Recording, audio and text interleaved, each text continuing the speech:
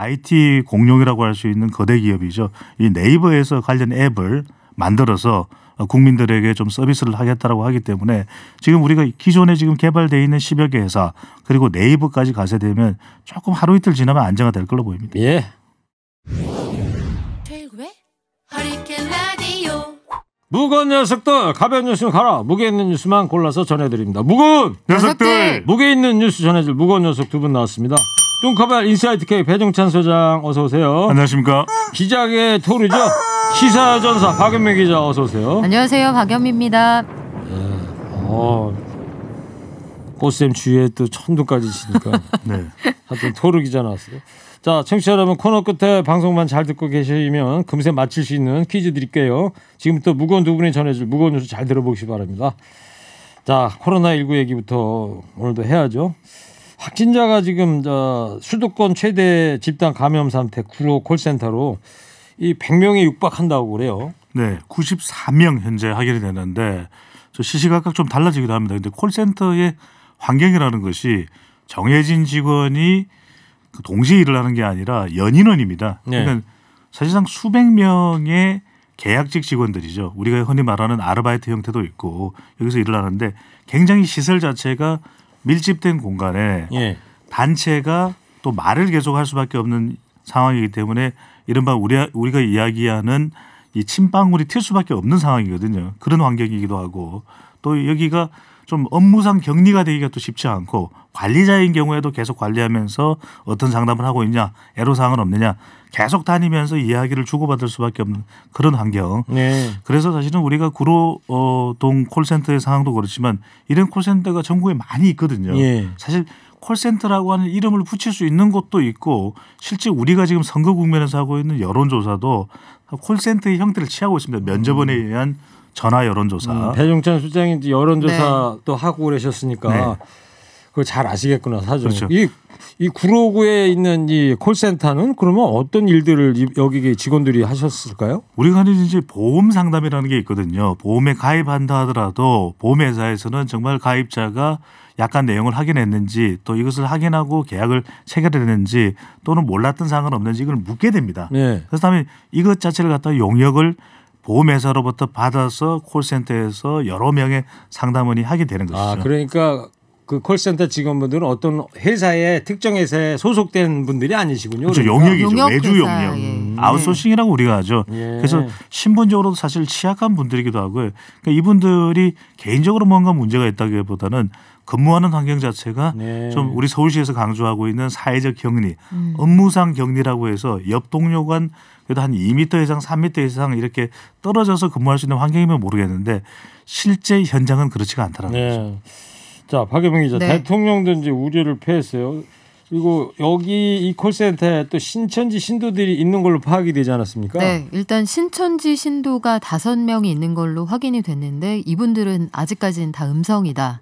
그런데 잠복기가 있으니까 뭐 추후에 더 검사를 해봐야겠죠. 예. 그리고 콜센터 사태 관련해서 문재인 대통령이 박원순 서울시장에게 직접 전화를 걸어서 여러 가지 걱정을 했다. 중앙정부 차원에서 필요한 게 있으면 뭐든지 지원하겠다는 입장을 밝혔는데 지금 앞서 배 소장님 말씀하신 대로 콜센터의 어떤 시스템, 근무 환경 여기에 근본적인 문제가 좀 있는 것 같습니다. 네. 서울시는 상담사 재택근무 시스템을 만들고 전 시설 방역에 마스크도 지급한다면서요? 서울시가 발빠른 대응을 하는 이유는 지금 전국적으로는 확진자가 대구 경북 중심으로 이제 줄어들면서 또 줄어드는 추세였거든요. 그런데 콜센터에서 또 교회 종교 예배에서 이렇게 확진자가 더 나올 가능성이 계속해서 이야기가 제기되고 있는 상황이고 그래서 주말 예배도 주로 온라인으로 하라 이런 다각적인 노력을 해왔지 않습니까? 그런데 네. 이 콜센터가 조금은 사각지대였던 것 같아요. 그러다 보니까 재택근무 시스템을 만들고 이 시설들에 대해서는 방역을 하고 또 상담원에 대해서는 마스크도 지급한다고 하는데 여기서 우리가 조금 염두에 둬야 될 부분은 이 콜센터의 업무 성격상 이 재택근무 원격 시스템을 가동하기가 쉽지 않은 것도 있습니다. 아 그런 기계적인 그렇습니다. 것 때문에 그런 거예요? 그런 것도 기술적인 것도 있고 또 관리상 그런 부분도 있고 이 부분은 좀 더 어떻게 좀 우리가 대응하는 것이 좋은지도 한번 검토를 해볼 필요가 있고 또 하나는 상담원의 경우에는 마스크를 쓰게 되면 이게 소리가 적게 나갈 수밖에 없거든요. 우리가 방금 방송에 응하는 지방의 리포터 또 기자분들이 마스크를 쓰고 방송을 하겠지만 이 경우는 마스크보다는 이 마이크에서 소리가 증폭되기 때문에 가능한데 네. 또 상담원들이 이렇게 하는 헤드 마이크 같은 경우에는 마이크 부분이 작아요. 그러다 보면 마스크를 끼고 소리하면은 이 이야기를 듣는 보험가입자나 다른 피상담자의 경우에는 목소리가 작아요. 빨리 크게 좀 해주세요. 이러다 보면은 마스크를 벗을 수밖에 없는 현실적인 문제가 있다는 네. 것도 예. 함께 검토를 할 필요가 있겠죠. 그래요. 예. 자 박연미 기자, 네. 그 재택근무 유도 같은 거, 이 서울시 가이드라인 권고를 따르지 않는 민간 콜센터는 폐쇄 계획도 밝히다고 그러더라고요. 네, 일단 전국에 콜센터가 745개가 있어요. 그리고 417곳이 서울에 모여 있습니다. 전국에 있는 것의 절반 이상이 서울에 모여 있는데 예. 박원순 시장이 오늘 아침에 브리핑을 하면서 일단 다산 콜센터부터 모범적으로 주간 근무조부터 재택근무를 시키겠다 이런 입장을 밝혔고요. 예. 민간 콜센터의 경우에도 이격거리를 충분히 확보하거나 가능한 재택근무를 하도록 유도하고 가이드라인 권고 안 따르면 폐쇄까지도 행정명령으로서 검토를 한다고 했어요. 근데 문제가 앞서 말씀하신 것처럼 이 콜센터들이 대기업의 업무를 맡아서 할 뿐 그 회사 소속이 아니거든요. 네. 그런데 이격거리를 확보한다는 거는 사람들을 옮긴다는 뜻이기 때문에 여기에 실질적으로 비용 부담 어떻게 될 것이냐, 시스템이 가능할 것이냐 이런 문제들이 좀 있어서 일단 박 시장이 좌담회를 하겠다고 했습니다. 콜센터 업체들하고요. 네. 그래서 그 회의 결과에 따라서 좀 그 대응 방안이 나올 걸로 보고 금융, 전자기기, 렌탈 이쪽에 콜센터가 모여 있는데 이 마스크 쓰고 재택근무 이게 쉽지 않은 게 웬만하면 콜센터에 전화할 때 사람들의 심리 상태는 뭔가 안 될 때, 불만이 있을 때, 궁금할 그렇죠. 때 그때 전화를 한단 말이에요. 마스크 쓰고 이 응대가 늦어지면 사람들이 화낸다고요. 발음이 좀 잘 안 들리고 그랬으니까. 그렇죠. 그렇다면 지금 필요한 거는 현실적으로 좀 참아주는 거예요. 네. 당분간은 시민들이 좀 참아주는 그런 것들도 좀 필요할 것 같습니다. 네.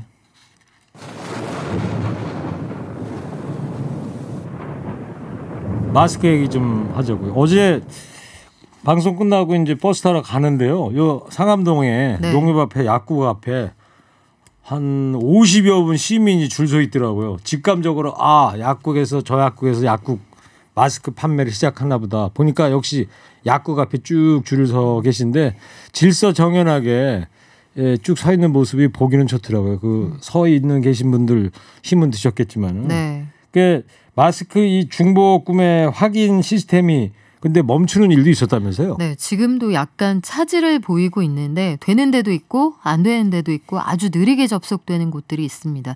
3번, 8번으로 끝나는 그 출생연도 이분들이 오늘 구입하실 수 있는 날인데 그래서 안 팔거나 수기로 파는 약국이 꽤 많은 상황이에요. 네. 왜 그렇게 됐느냐? 오늘부터 우체국에서도 마스크 오부제가 시작이 됐거든요. 예. 그 시스템에 참여하는 곳들 접속자가 일시적으로 폭주해서 과부하가 걸린 것으로 보입니다. 그 DUR 시스템에 네, 접속하는 그렇죠. 데가 우체국도 이제 접속을 하게 되니까. 네, 전국의 약국이 한 2만 3천여 곳 되는데 플러스 각 우체국이 다 들어갔을 거 아니에요. 또 일시적으로 폭주하면서 시스템이 다운됐다 이런 얘기인데 이게 좀 불편이 상당히 있었던 것으로 보이는데요. 아마 이번 주가 지나고 나면 시스템이 좀 안정되지 않을까. 네. 그리고 제일 중요한 거는 코로나19 사태가 좀 잦아드는 것이겠죠. 그렇겠죠. 네.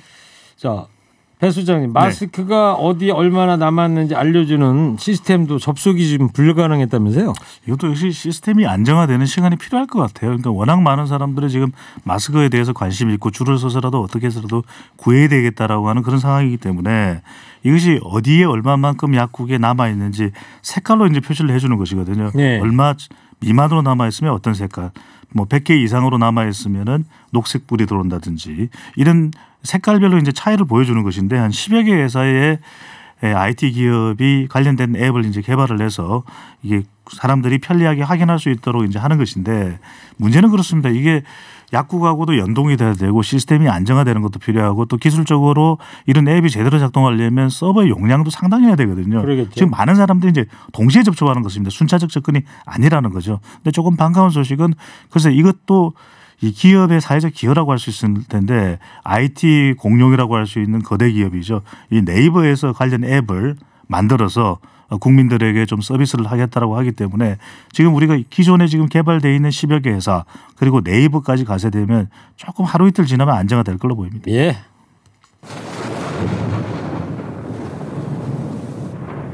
네, 저는 허리케인 라디오 앵커디 제1구의 인사이트 K 배종찬 소장, 시사 여전사 토르 기자, 박연명 기자와 함께하고 있습니다.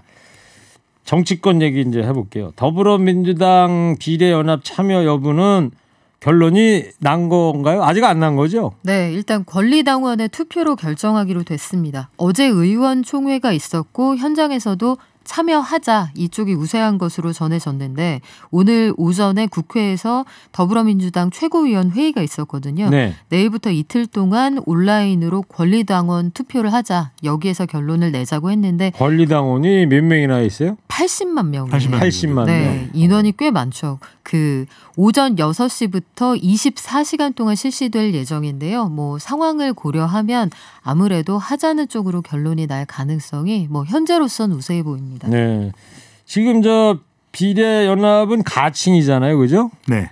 비례연합 정당인가요? 가칭은? 비례연합 정당이죠. 이게 무슨 가칭입니다. 명칭이나 뭐 이런 것도 결정이 된 게 좀 있나요? 결정이 안 됐습니다. 결정이 안 된 이유는 일단은 당원 투표가 끝나기도 전에 이것을 결정해 놓는다는 것도 섣부른 것이고 지금 계속해서 눈치를 볼 수밖에 없는 것이 정의당이 아주 발끈하고 있거든요. 반발하고 그렇죠. 있는데 이런 상황에서 또 마치 이름을 먼저 정해놓는 것도 상당히 외부에는 좋은 이미지가 아닐 수도 있는 것이고 한편으로는 또 이런 것 자체가 상당히 고민이 깊다라고 하는 겁니다. 그만큼 실제 당원 투표가 끝나고 난 이후에 그래서 지금도 이야기하는 것이 창당이 아니라 비례연합 정당의 파견 이런 이야기를 하고 있거든요. 참여 이런 이야기를 하고 있는 것도 더불어민주당이 비례위성정당 카드를 꺼내들기는 했지만 상당히 내부적으로도 고심이 되고 있다라고 하는 것을 보여주는 것이고 그리고 문항도 그렇습니다. 아직 최종적인 결정을 못하는 것이 임박해서 결정될 가능성이 높다. 왜냐하면 이 문항 자체가 마치 어느 한쪽 의견을 좀 유도하는 듯한 질문일 경우에는 정작 당원 투표가 시작되기 전에도 반발이 생기면서 이게 맥이 빠질 수가 있거든요. 그런 만큼 아주 임박해서 좀 중립적인 질문으로 가지 않겠느냐. 네. 그래서 더불어민주당의 비례정당을 또 비례정당이 참여하는 것이 좋다고 보느냐 좋지 않다고 보느냐 뭐 이런 식으로 묻는다든지 아니면 이런 상황을 미리 설명을 해두고 묻게 되면 상당히 또 우리가 말하는 영향을 받을 수가 있거든요. 네. 그래서 고심을 거듭하는 모습입니다. 그렇군요. 자, 비례연합 정당 관련해서 민주당 송영길 의원하고 정의당 사이에 마찰이 있었어요? 네, 어제 송영길 의원이 심상정의 부실상정 때문에 현재와 같은 난국이 초래됐다. 이렇게 맹비난을 했습니다. 네. 정의당 책임이 가장 크다. 더불어민주당도 책임이 있지만 연동형 비례대표제라는 이른바 민심대로 선거법 개정이 위성정당 파문을 불러왔다. 정의당 책임이다. 이렇게 비난을 했거든요. 네. 이에 대해서 뭐 정의당도 가만히 있지 않았습니다. 뭐래요? 아주 오랫동안 이런 비례연합정당 그러니까 민심을 좀 더 촘촘하게 반영할 수 있게 하자는 건 당신들 공약이었다. 더불어민주당이 오랫동안 약속해온 일이었고 가치판 우물에 침 뱉지 말아라. 또 나아가서는 진보의 가장 큰 추동력은 원칙이다. 당신들 지금 원칙 어기려고 하는 것 아니냐. 이렇게 맞붙어 있는 상황인데 뭐 정치는 생물이니까 이러다 또 극적으로 화해할 수도 있겠죠. 정치는 생물인데 또 선거는 미생물이거든요. 불가피한 또 참여할 수밖에 없는 이유도 내부적으로 강하게 제기되고 있는데 네. 엇갈리고 있습니다. 입장에 따라서 이낙연 전 총리 송영길 의원은 찬성하는 입장이라면 이재명 지사 또 PK 지역에 있는 김혜영 최고위원 또 서른 부천 지역이 지역구죠. 최고위원의 경우에는 이게 후폭풍이 될 수 있다. 반대하고 있는 거죠. 염려하는 목소리도 있습니다. 그래요. 뭐 우리 무겁당은 뭐 위성정당 같은 거 만들래야 만들 수도 없어요. 여력이 없어가지고. 우리는 정면 돌파죠. 정면 돌파. 우리가 이렇게 무거운 네, 정당입니다. 우리는 당직 딱 셋이 나누면 더 이상 할 사람이 없습니다. 우리는 더군다나 당대표 하시고 사무총장, 원내대표 이렇게 셋이 딱 하고 나면 사무총장 김경래 토로 박연미 사무총장인가요? 네. 좀 걱정되네요. 저희도 당협위원장은 공개 캐스팅하겠습니다. 네. 아 근데 박연명 기자는 네. 지역구가 어디로 배정받았지? 저 험지. 그때 험지 물 좋은 여기 히말라야. 알래스카로. 알래스카로 했어요? 물 좋은 데로. 점심은 네. 연어로. 그래요. 자 이제 방송만 잘 듣고 계셨으면 금세 맞출 수 있는 무게 있는 퀴즈 내드릴 시간인데요. 오늘은요 퀴즈 드리기 전에 오전에 있었던 박원순 서울시장의 브리핑을 먼저 들려드릴게요. 브리핑 안에 답이 들어있습니다. 청취자 여러분 잘 들어보세요. 한 30초쯤 됩니다. 불똥이 튄 곳에서 또 다른 불로 이어지지 않도록 확산 방지에 전력을 기울이겠습니다. 그러기 위해서 가장 좋은 방법은 밀접 공간에 함께 있는 시간을 없애고 거리를 두는 것입니다. 사회적 협력과 연대의 힘이 그 어느 때보다도 절실합니다. 서울시가 제안한 잠시 멈춤에 동참해 주실 것을 다시 한번 요청드립니다. 가능한 한 도시의 기능을 유지하면서 또 코로나19로부터 우리 모두를 지킬 수 있는 것이 최선이고 또한 옳은 방법입니다. 박원순 시장이 서울시가 제안하는 이것에 동참해달라고 다시 한번 요청했습니다. 이것이 뭘까요? 이게 오늘 퀴즈입니다. 뚱커벨 문제 너무 쉽죠? 네, 박연미 기자. 네. 서울시가 그리고 박원순 시장이 제안하고 있는 것이 점심 멈춤입니까? 잠시 멈춤입니까? 아 이러기 있기 없기. 자 여러분. 힌트를 드려야지 꼭 정답을 드리면 어떡합니까? 그 신호등 없는 횡단보도에서 네. 보행자가 보이면 일단 어떻게 해야 돼요? 저 정도 힌트는 내주셔야지. 우리 TBS 교통방송 아닙니까? 글쎄 시민의 말이야. 방송. 일단 멈춤이죠. 네. 네, 일단인데 그거를 길게 말고 잠깐만 멈춰봐봐요. 그렇죠. 그거 한 4글자로 줄여봅시다. 힌트의 여전사로 별명 하나 더 지어야 될것 TBS 같아요. 여전사. 네. 자, 청취자 여러분 정답 보내주세요. 50원 유료 문자 샵 0951 TBS 앱 열려 있습니다. 지금까지 오늘 무게 있는 뉴스들 무거운 녀석들이 전해드렸습니다. 인사이트 K 배종찬 소장, 시사 여전사 박연미 토르 기자였습니다. 두 분 감사합니다. 무거운 녀석들! 일부 행기의 이야기를 더 듣고 싶다면